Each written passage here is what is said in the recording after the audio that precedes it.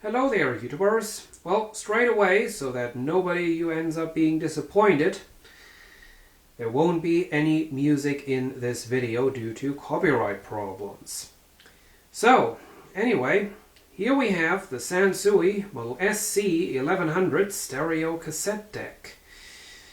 Thought I'd take the very last chance to show this to you because I sold it tonight.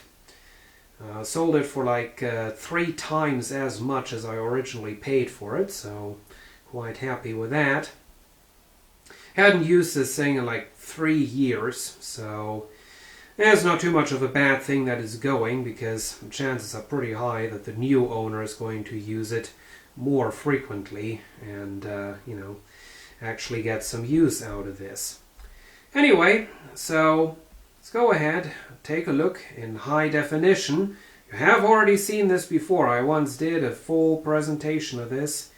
Whether or not it's still up on YouTube, I don't know at the moment. It may have had some copyright problems and may ended up deleting it, but anyway, let's get this thing going. Most interesting feature of this, you can already see the Direct-O-Matic loading system. Right there it says. And you can go ahead and flip this down and get a little head cover. This is a 2-head single capstan unit. Nothing special. And go ahead, put in a cassette, turn it on. You see a little illumination right there in the back of the cassette. We press play. We're getting plenty of action on the VU meters.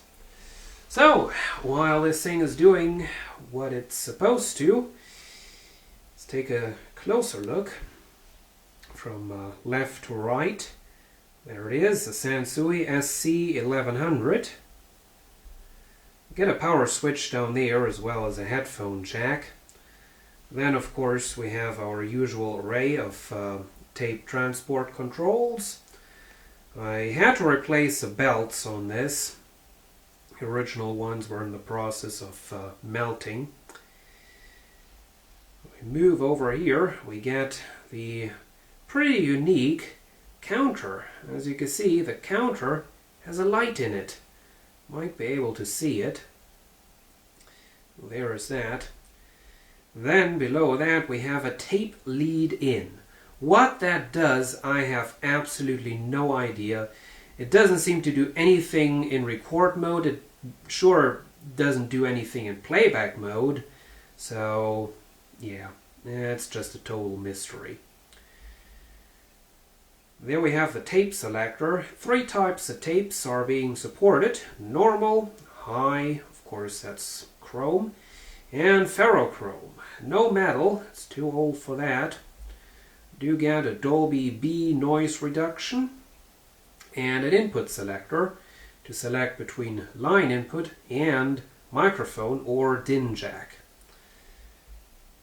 There we have the input level regulator and the microphone jacks. Up there, of course, we have the VU meters. They do have a little record indicator in between. Here we have the cassette deck in low light so that you can see the built-in lights.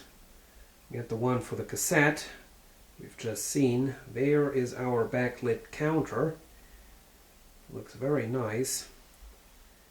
And we have the VU meters. Now for some reason this ends up looking pink on camera. In real life this is of course your usual kind of nice incandescent light. Here is something that I think you have not already seen in that other video. First of all, a wooden case. Unfortunately it's kind of a cheap edition. It is still made out of real wood, as you can kind of see on the edge, but the surface itself, what you see, is some kind of a plastic coating, and you can kind of see it in this corner right here where it's coming off. So anyway, here we have the back of the unit.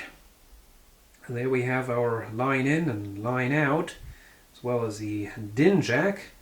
Usual sentence about the Dolby license down there.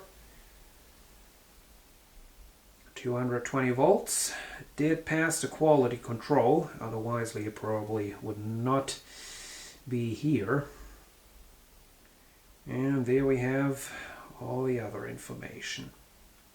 So anyway, I guess I'm going to leave you with that. So thank you for watching and see you again soon.